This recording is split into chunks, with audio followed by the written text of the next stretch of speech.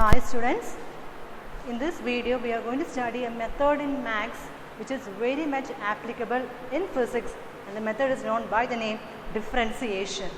Now before going to the topic, let us see what is the use of differentiation in physics. If suppose someone asks you what is velocity, define velocity, what will you say? It is the rate of change of displacement, isn't it? Velocity, rate of change of displacement. If you are asked to define what is acceleration, you will say it is rate of change or rate of change in velocity. And also you have studied about instantaneous velocity, average velocity, instantaneous acceleration and average acceleration in chapter 2. Now average means what? The value for a particular time interval. What is instantaneous means what is the value at a particular instant of time. For example, you started from your house in a vehicle to go to a shop at 10 o'clock. Okay? So your journey started at 10 o'clock. Now you're traveling in your vehicle, and all on a sudden I want to know what is your velocity exactly at 10:10.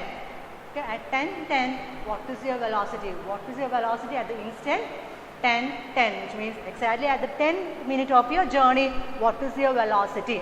That is what we mean by instantaneous velocity.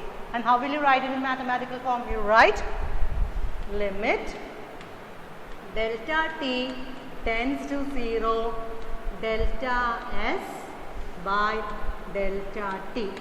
Limit delta t tends to 0 delta s by delta t.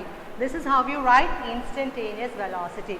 If you are asked to write what is the expression for instantaneous acceleration, then you will write it as limit delta t tends to 0 delta v by delta t, where delta means very small interval. So delta t means very small time interval.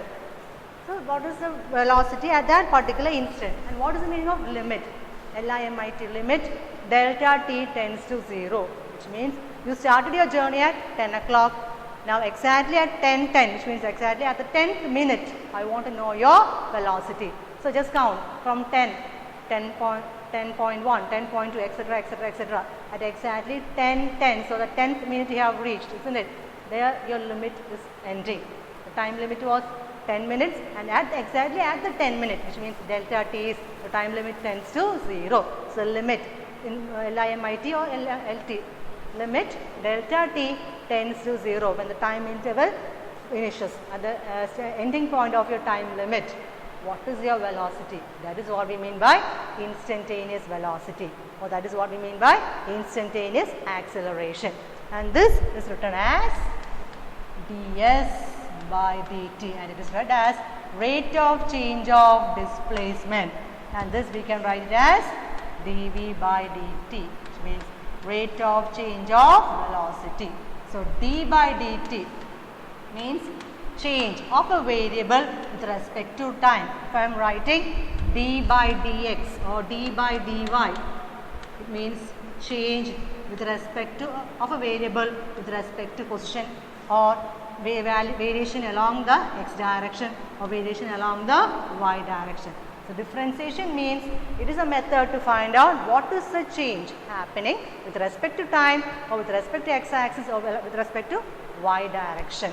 Now like integration, differentiation also has certain formulas which you have to study by heart, and you will be studying in detail in maths. The first equation for it is first one, d by dx of x raised to n is n into x raised to n minus 1. Second equation is d by dx of sin x equal to cos x. This equation you have to by heart.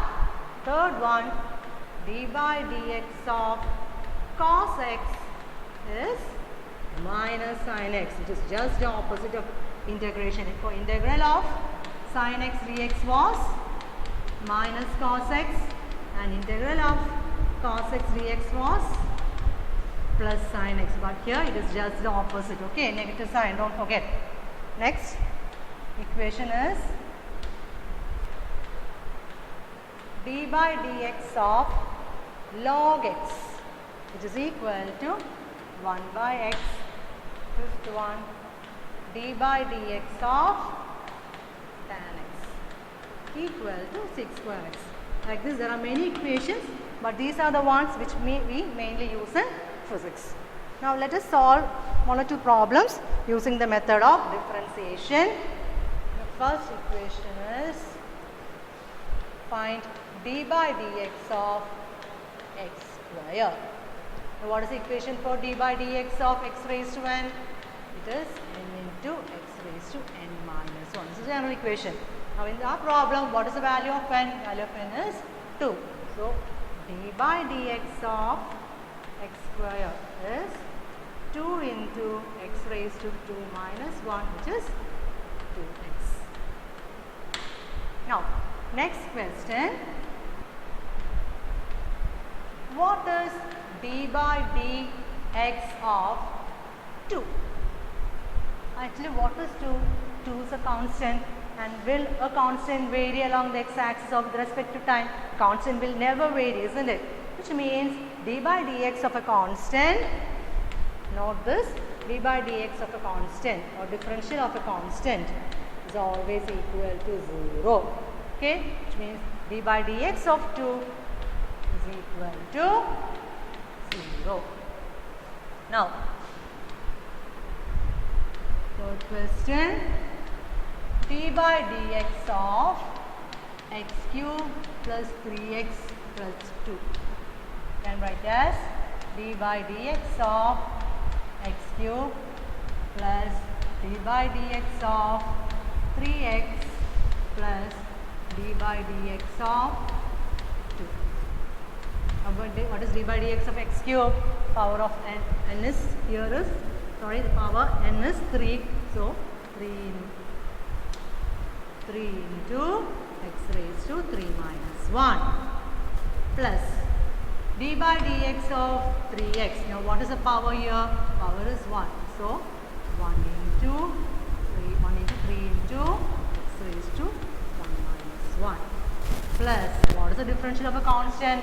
Differential of a constant is 0.